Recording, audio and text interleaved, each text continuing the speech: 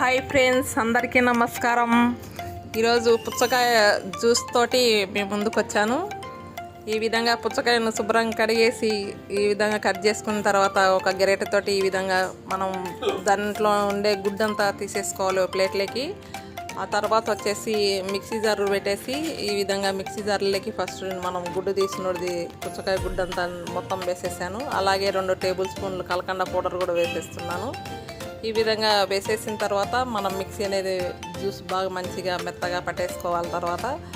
ఆ తర్వాత వచ్చేసి మనం పుచ్చకాయ తోడిన దాంట్లోకి నేను పుచ్చకాయ దాంట్లో వడగొట్టేసి ఈ విధంగా వాళ్ళ కంటెంట్ తోటి ఈ విధంగా వడగొట్టుకున్నాను. అలాగే నేను ఫుల్ వీడియో పుచ్చకాయ తోటి ఐస్ క్రీమ్ చేసేది కూడా ఫుల్ వీడియో పెడతాను. ఫుల్ వీడియో ఈ విధంగా జ్యూస్ కూడా చేసుకొని తాగొచ్చు.